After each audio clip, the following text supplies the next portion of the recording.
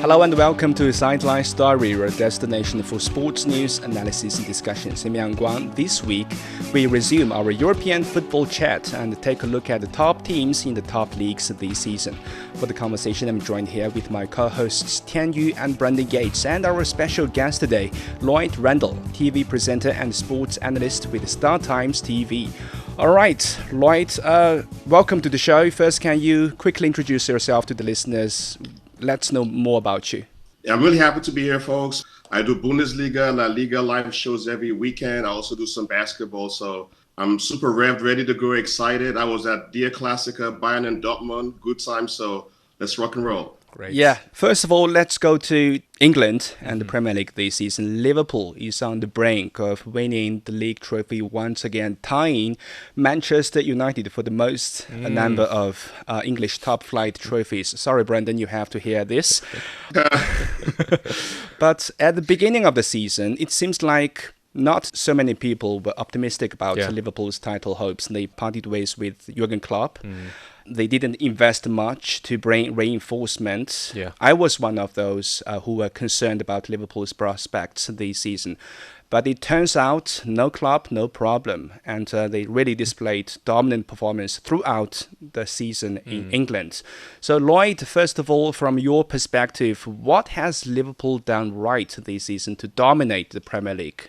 Let me just say this right off the bat. I'm going to be a little bit biased here, so I'm going to show my true colors. I'm dressed in black, but my heart is red. When the season started, I have clips of this so you guys can go and watch it. After the first two games, I was like, Liverpool looks pretty dangerous. I know everyone was saying it's going to be Man City and Arsenal, but I just felt in the attacking sense, they had so many options. They were scoring goals, attacking at will. So I just felt I made this comment way back in the day. I said Liverpool were going to be the team to beat, even though it was painful to say, but I could already see from a long time ago, because when you have so much firepower, you have Mo Salah scoring goals, Gakpo getting involved, Diaz, Nunes. They had so much stability with Van Dijk in defense, and Arne Slot has done a fantastic and phenomenal job. So it pains me because I'm a Manchester United fan, but I felt based on what I saw, I knew they were very good, and I knew they were going to be very difficult to stop, and I'm not surprised they're going to be champions. Right, Brandon, it seems like we find the right guest today. Finally. Before we go to your part, Tian Yu, who should be given the biggest credits for Liverpool's title run? Well, I think Liverpool's rise to the top of the Premier League this season isn't just about individual brilliance. I would say it's a testament to Arne Slot's transformative approach, like Lloyd just mentioned. I think his tactical innovations has really brought in some real dynamism into the squad, because in terms of its pressing strategy, we know the Reds have been famous for it. It has been more structured in attack play compared to previous seasons, because unlike Jurgen Klopp's high-octane pressing, I would say Arne Slot has introduced a more measured approach, because an analysis says Liverpool's passes per defensive action this season has increased from 8.9 to 10.8. So I think that has pointed out the fact that there's a shift to, strategic pressing that focuses more on maintaining shape rather than relentless pressure. And there's, key players continuing to deliver solid performances. Mo Salah has maintained his forms as a linchpin of the team. I think his role has evolved to not just finish chances, but also to create opportunities, creating spaces for his teammates. Yes, Arne Slot. Everybody is talking about this coach from the Netherlands. It seems like he's the reason why Liverpool could, take no time to transit from the Jurgen Klopp's era. Yeah. Brandon, I know it hurts to analyze this season's Liverpool, but from your side of things, what differences has Arne Slot made to this Liverpool team, and how is it different from Jurgen Klopp?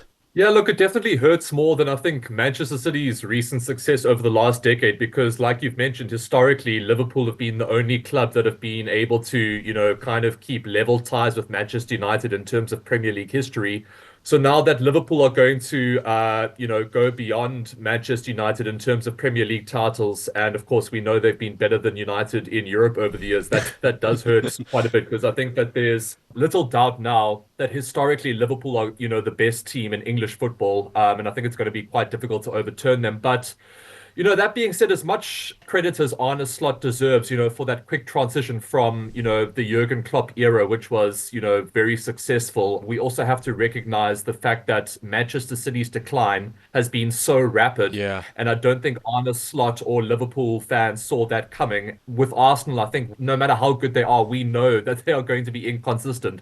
For some reasons, season after season, Arsenal are touted as a team that are going to come in and finally do something in the Premier League and finally convert, some of that form into a title win, but it just doesn't seem to happen. So I think City's just insanely rapid decline combined with Arsenal's inconsistency has benefited Liverpool. But that being said, I think Arne Slot deserves plenty of credit. He has been boosted by key performances by key players. Of course, we know Virgil van Dijk has been rock solid in defense with some support from Ibrahima Konate. And I think their comfort on the ball has also really helped Liverpool's new kind of approach in terms of their confidence on the ball, the fact that they're willing to hang on to the ball longer as opposed to just waiting for their opposition to make mistakes.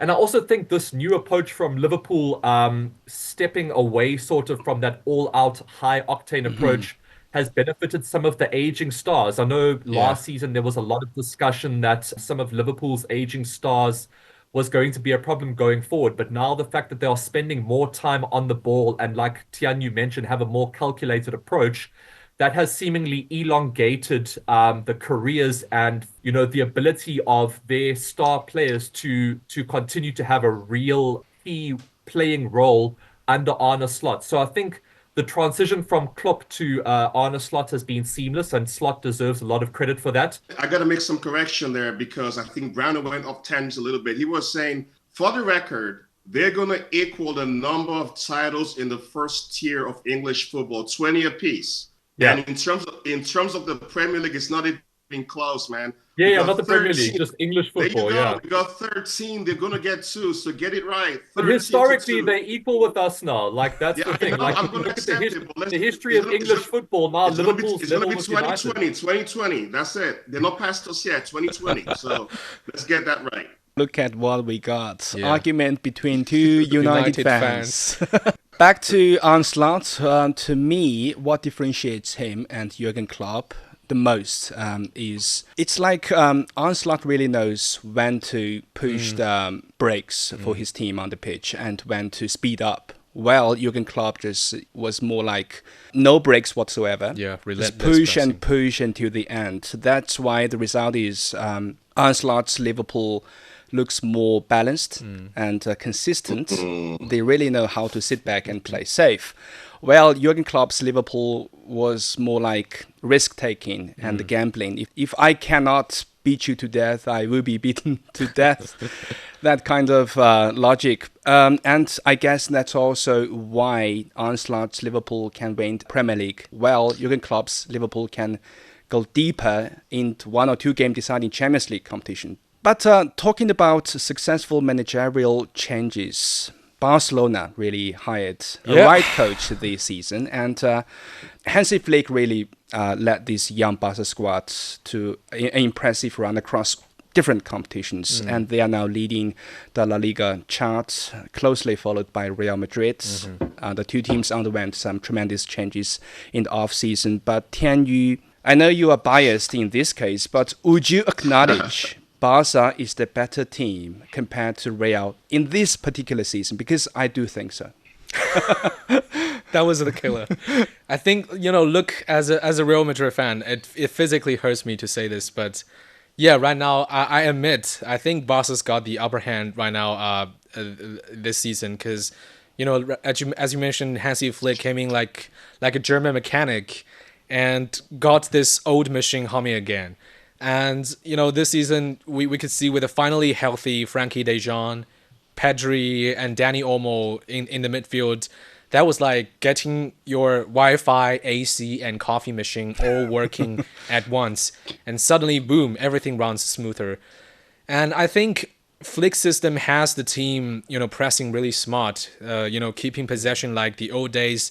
But now they have added more, verticality, like less tiki-taka for the sake of it, but more like let's actually get a shot off. So I think he's brought structure and flexibility into the team so that, Barca's build-up play has layers and their midfield is really dictating games like his 2011 all over again. And what a nightmare. But, with a modern twist, they've not just win the game, they're really, controlling the game. Their midfield trail is running games with confidence. The defense is tighter, and the flick system just fits. And it's really structured, but also fluid at the same time, which is something that Real Madrid has been really lacking this season. But despite all these, until Barca really actually beats us in both, I'm not calling this a lost season. But if Barcelona wins the Champions League, I would definitely delete all the football apps on my cell phone, turn off social media, and tell everyone I've switched to the NBA. Look, it's just one season. Be rational, okay? Oh my God. No, imagine as Manchester United fans, we would have had to have tuned out of this show for the last 10 years. I mean, Thierry is like a politician, right? This is the guy who sees the reality in front of him and he finds ways to finagle out of it. Thierry, I want to remind you, the scoreline right now, you've played Barcelona twice already, my friend. Yeah. The aggregate is 9-2, bro. 9-2. Yeah, but look at the table. You gotta give me hopes, man. You got smashed in the Bernabeu 4-0. You got decimated in Saudi 5-2. Okay? Yeah, that's true. Let me do this. I think it's good that I'm on this show tonight because it's the first season we're covering La Liga. So I've watched a lot of games because usually we have Bundesliga and Serie A. I'm telling you, and funny enough, the reason why I'm a little bit biased, when Hansi Flick took on the Bayern job, I was at the Allianz Arena for his first game, and his first game was Dortmund and Bayern in Der Klassiker. This guy is a genius.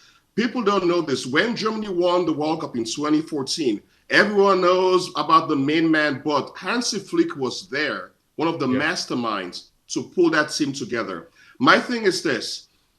Like Thierry, I agree with Thierry, it's not done yet because anything can still happen. 2 more games to go. There's a scenario where, let's say on May 11th, the big derby on May 11th, it could be for all the marbles.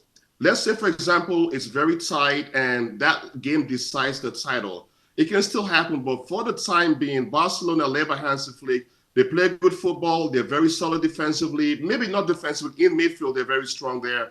Yeah. And if they get Lewandowski back very soon, Thierry, it's over, man. Give it up. It's a done deal. Next year's your turn. Just call it quits. It's all done and it's over. Do not be a politician, bro. 9-2, you got smashed. Remember that, 9-2. But it's amazing.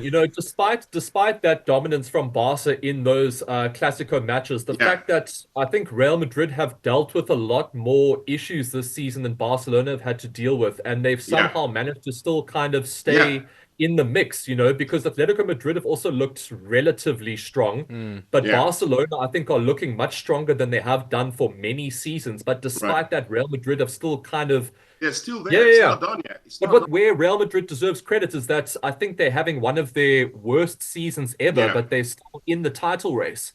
Yeah. So I don't think it's all doom and gloom for Real Madrid. No, it's not. It's not done yet. Clasico matches were absolute disasters, but I think that if they don't win La Liga this season, and I agree with you, Lloyd, I mean, it is looking like Barcelona are going to tie it up, but I think there is definitely some rebuilding that can be done next season. And I think if some, injuries come back and they make 1 or 2 clever signings and they're kind of able to tie down what the roles of particularly Kylian Mbappe and Vinicius Jr. are, next season's going to be even closer. And I think Barcelona are going to have to work really hard to retain the La Liga title next season. Yeah, despite 9-2 encounters, nothing is set yet for this season even. Yes. So let's see how things will unpack in the following month. And I agree, Real has some job to do in the off-season to adjust its squad. But now let's switch to Germany for the Bundesliga this season. projection has it that Bayern Munich has almost 99% of chances of winning the Bundesliga title this season. I mean, it's a strong statement from them of coming back to top and its ownership of the Bundesliga trophy and the end of Harry Kane's curse of his trophyless career. From my perspective, the most influential factor for Bayern Munich this season is their improvement in their defense line. Yes, you hear me right, even though we still see some sloppy mistakes every now and then from certain players. But last season, they conceded 45 goals in the Bundesliga, and this season, this number is 29, the fewest among all 18 teams. I mean, Vincent Kompany, as a central back in his playing career, really knows how to defend, even though Bayern's defense line doesn't look so reliable with the likes of Kim Min-jae, with Upamecano and Eric Dyer. But still, they displayed rather organized defense this season. Lloyd, you mentioned you were at the Allianz Arena reporting on the sideline. Right. Is this season's Bayern Munich the same team when you were there in terms of game style and tactics on the pitch? I'm going to disagree with you slightly as it pertains to Bayern defensively. I think we're very myopic sometimes. We have a very short memory. Last season, they were in shambles. They were completely woeful. But this season, defensively, they've been very good. The problem is, when it really mattered against Inter, they lost to Upamecano. He was down. Kim Min-jae was not 100% fit. So they had Alphonso Davies was out as well. They had this very makeshift defense playing in that game. So I think defensively, that's not the problem. Bayern's big problem is in midfield. And I'm really surprised they've not done enough to really solve that problem. Because Pellegrini, they've been chasing Pellegrini for many, many years, but I think he has not really adapted his game to the Bundesliga at this point in time. I think Vincent Kompany has done a phenomenal job where I also think it's unfair because in Bayern, I have seen a Bayern manager win 2 trophies. Niko Kovac won the cup and the league, and he was sacked. So Vincent Kompany getting the Bundesliga back, there's no guarantee that's enough. Bayern is a very ambitious club. I've been there many times. When you walk into the Allianz Arena, it's so intimidating. You have this long drive. You see all the trophies, all the big-name players, and one trophy is not going to be enough. I think the reason why they've won this league, I think mathematically it's still a possibility, but Bayer Leverkusen is also culpable. There are so many occasions when they could have put pressure on Bayern. I'll give you an example. 2 weeks ago, all Leverkusen had to do was beat Union Berlin at home to reduce the deficit to 3 points. Yeah. What did they do? They drew. So even though Bayern has been good this season, when we saw never losing last year with all those late goals that they scored in Bayer Leverkusen, this year it's not been the same. Xabi Alonso maybe over his head too much, weird lineups and stuff like that. So all credits to Bayern. They're going to get that title back. We're going to say goodbye to Thomas Muller. I think there's so much work to be done with this squad, but I feel defensively, Vincent Kompany has done a much better job as compared to what they were last year. Yeah, in Kompany's defense, it's his first season with Bayern. And I agree, Bayern has a lot of work to do in the off-season, and it's not a dramatic improvement from last season. They still has a long way to go. Brandon, from your side of things, what has been changed with Bayern Munich this season in their Bundesliga pursuit?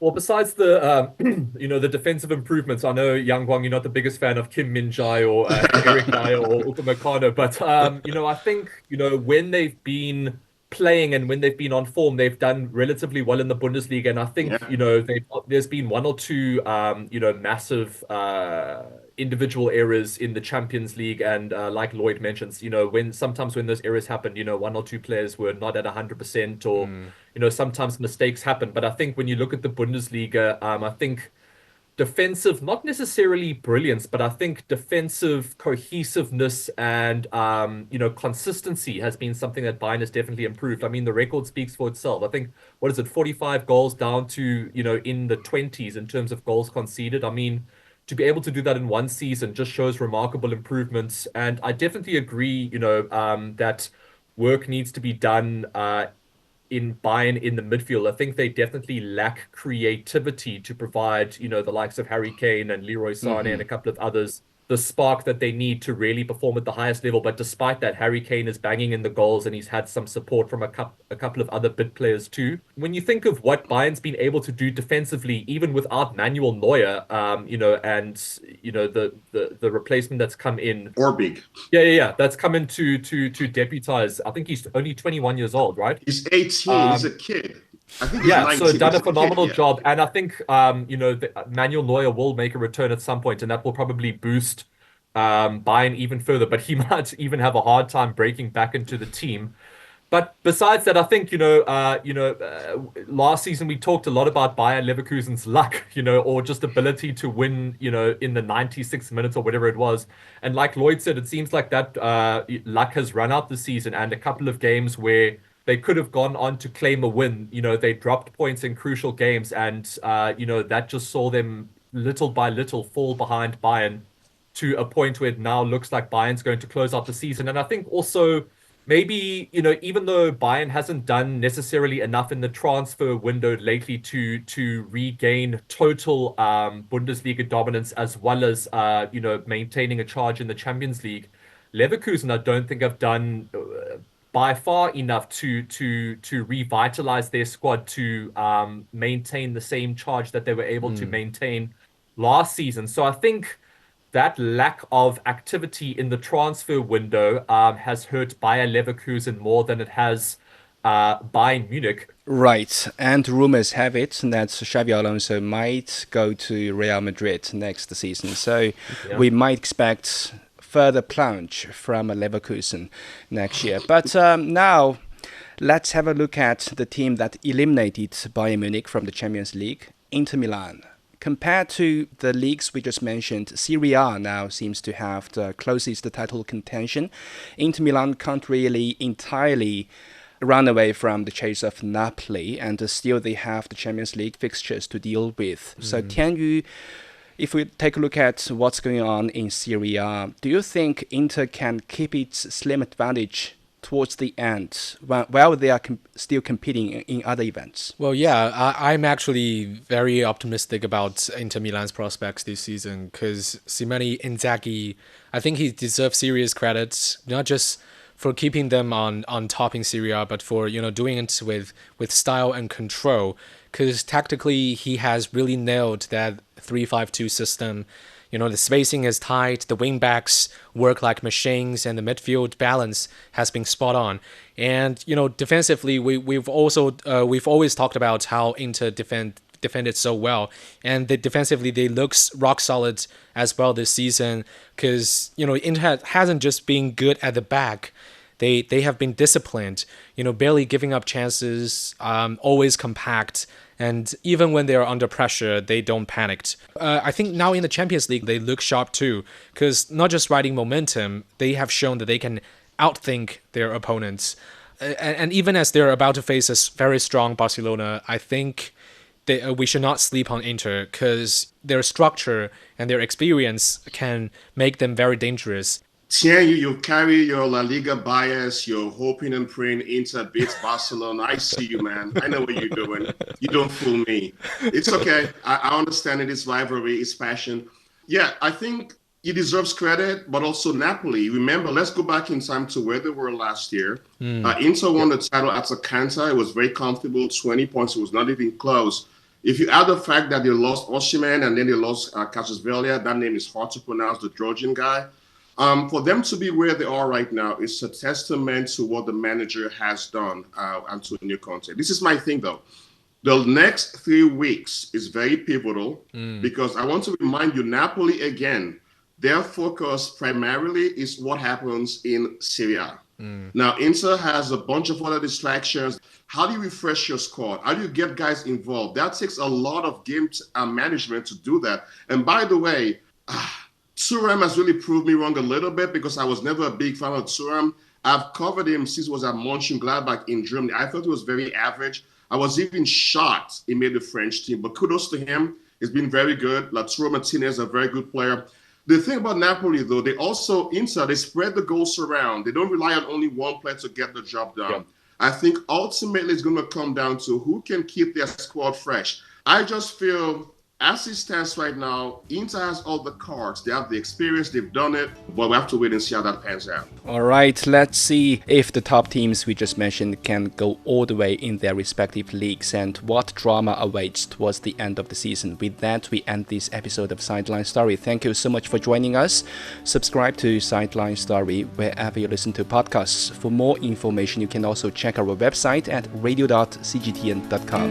Until next time, stay on the sidelines with us.